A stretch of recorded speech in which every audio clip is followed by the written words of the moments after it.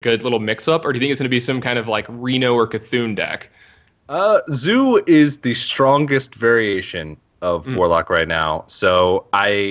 Chessdude, even though he likes to control decks, I think Zoo is so much further above the all the rest of the other Warlock decks at the moment, in terms of power. But it's hard to say.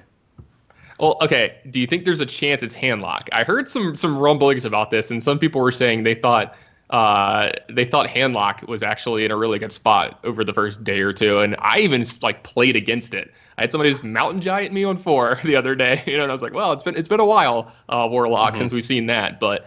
I wouldn't put it past Chessdude to have one of these decks, but I have to agree with you. I think the Zoo deck is like really powerful right now. It's got some, cool new tools, and I mean, it has draws that are just so hard for these decks to beat, even the most controlling. And yeah, we see a Sea Giant and a 1-drop there. I think that means Zoo.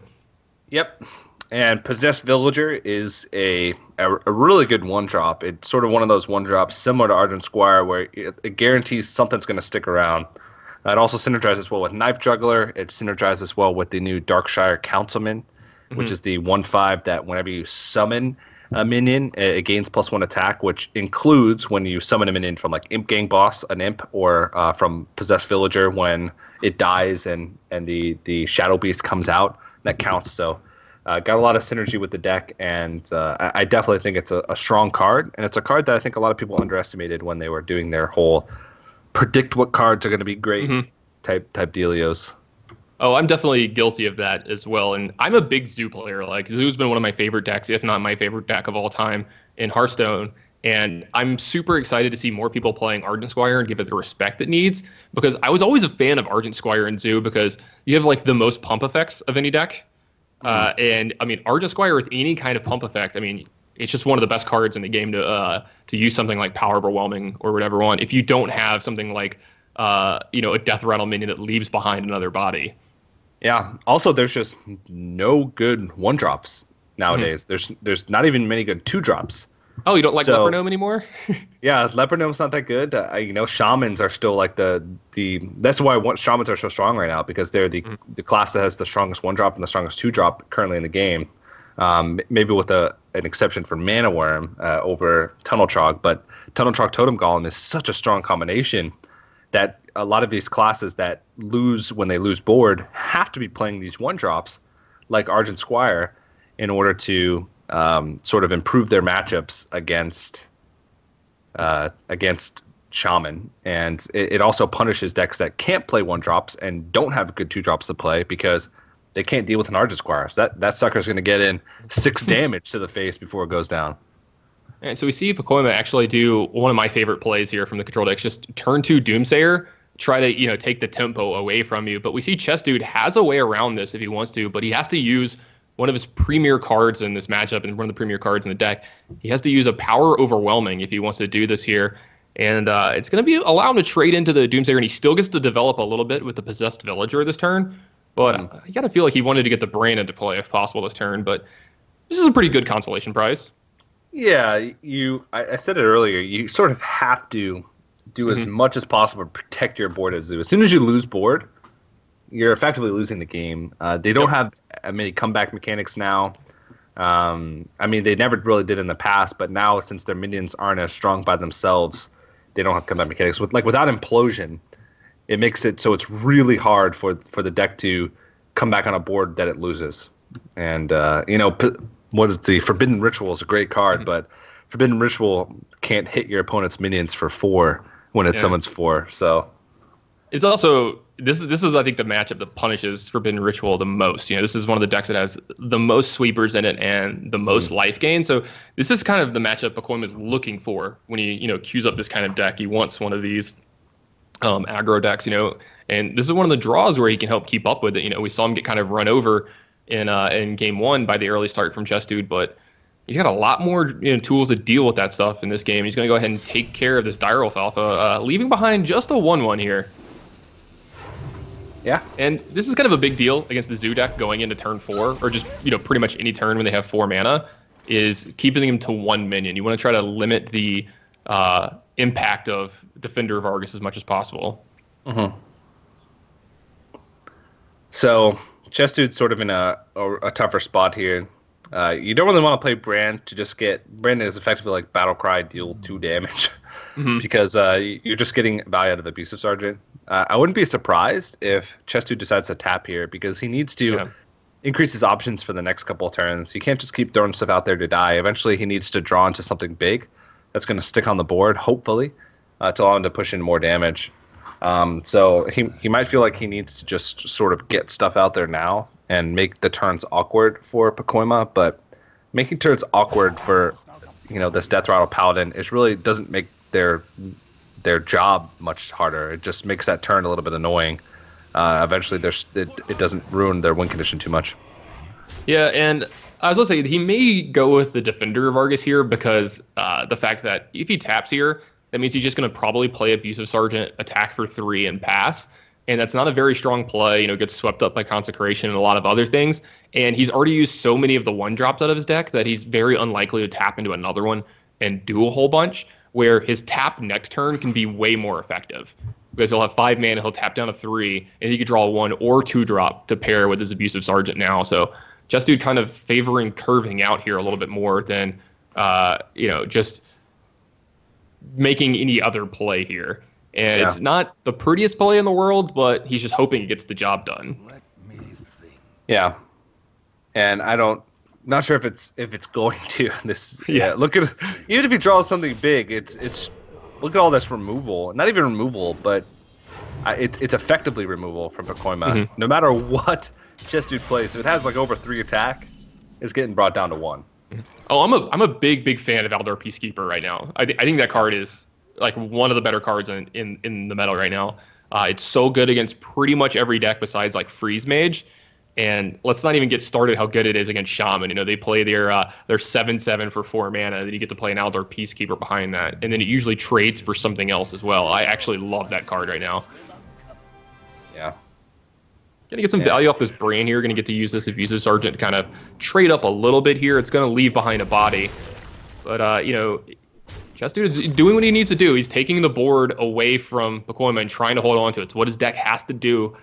He knows how fragile this is, though, so I don't think he'd be super surprised if he lost his board from here. Yeah, well, there's another one of those Torns drawn, but he wants to hit the Brandon. It does. Oh man, that's brutal. Nice little 25%er there, and that is brutal because that means this Gurmok cannot find value this turn. And he doesn't pick up anything that he can play in its place, so he has to play it as a vanilla 4/4. And even if he could play the Sea Giant, it would just get pretty much cut down. That was absolutely the worst. And if that had hit the Possessed Villager, Bran would have stayed around, and there would have been 4 minions on board. So Gormike would have been an 8 damage battle cry. So that could have gone very poorly for Pacoima. Ooh, and a Consecration picked up here for Pacoima as well. That's a good card to have in your back pocket in this matchup. I mean, you can clear the board here as well, or you can hold it for later, forbidden cards coming out of Chessdude's deck to kind of have that covered as well later in the game. Just depends on how he wants to do this. And I think what he's going to do, he's going to start doing some trading here. So he actually is going to use the Consecration this turn. Okay. I thought he might just use the Aldar Peacekeeper and get a big board here. I guess he realizes that Chessdude's pretty much out of stuff. Right. So there's just not going to really be an opportunity for him to find much more value out of the Consecration. Makes sense. Also, you don't really have to play around Sea Giant. You are playing around Sea Giant a tiny bit there, but when you have double Aldar Peacekeeper in your hand, plus you have a Stampeding Kodo to couple that with removal if you want. So you have pretty much everything covered here, and that's one of the reasons I was thinking maybe you want to hold on to your Consecration just to have every card possible covered. Yeah. Well, this is not the order in which you want to draw all this stuff. Yeah, but I will say this: just gonna throw it out there. Those 2 cards together, the Councilman and the Knife Juggler, they make for some awkward sequencing out of the Zoo deck because there's some turns where you're not sure which one you're supposed to play first. Yeah. But they do work together. If you have a Councilman and a Knife Juggler on the board and you draw into a Forbidden Ritual, oh man. Not only getting the juggles, you're also gaining attack on the dark Well, then side. we're doing something. Yeah, then you're actually doing something, which is something Chessdude is not doing right now. Oh, well, that's a pretty good pickup. Mhm. Because now he gets the one drop, and he could fit in the whatever one drop he plays plus a tap after he plays that Sea Giant or before, because it'll reduce it down to 3 after he Yeah, I plays could this maybe one pick up drop. another one drop. Yeah. So, oh yeah, he could pick up another one drop. No, Yeah. drop it down to 2, and he can still play everything. Pacoima doesn't have a clear in his hand. He doesn't have something like, quality consecrate here, but he does have a Peacekeeper. He does have another Stampeding Kodo, so he can, take care of a lot of this, but Chessdude's starting to get a little bit of traction here now. Yeah, and that's scary when you're going up against a Zoo Warlock when they start to get traction like that.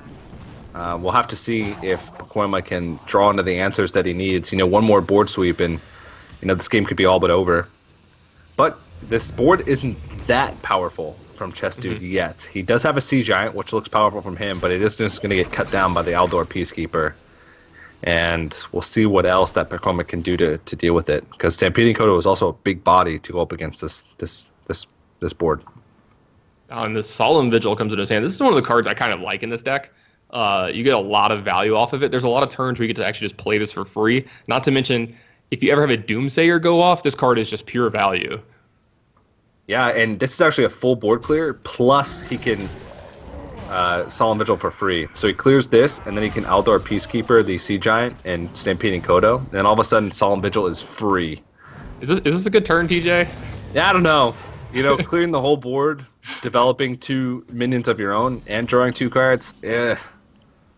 Oh, well, second Sea Giant drawn from Chessdude here. He actually has Sea Giant into Defender of Argus to get himself a little back in this game. I think it was one of the best draws left in his deck. There's no immediate answer to Sea Giant in Pacoima's hand, but he does have a lot of power on board that he can trade into this if he wants. You got to trade off this Flame Imp here, right?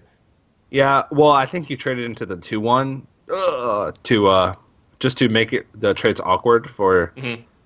But there's some merit in going face. But right now, Warlocks don't really run finishers. They run Doomguards usually, but Doomguard's not really a finisher. It's more for making board trades nowadays than it is for just pushing face damage unless you're going for huge burst turns, because you can't really couple it with Powerful Whelmings unless you have a board. And that's the quality picked up for Pacoima here. So he's got a lot of options if he wants to clear a bunch of different ways here. He can use the Wild Pyromancer if he wants, but I don't even think he needs to use the Wild Pyromancer. Yeah, he can use the quality this way, clear the board, keep around one of his bodies, and still develop a Sylvanas.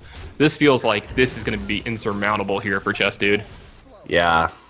He's going to be going up against a big board. Even if he picks up a big threat, it's just going to get stolen by the Sylvanas. So there's not much hope left for Chessdude in this game.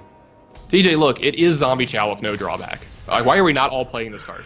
Yeah, except, for the times when you pull out the second Gadget Gen Jouster from the Joust and that you never lose. Happens. Let's be real. Never That happens. never happens. It's always a 2-3. Never happens. Oh, man, I'm frozen. You are. I was about to say, oh, that was a good picture of you. Can we put that one back up? Nope.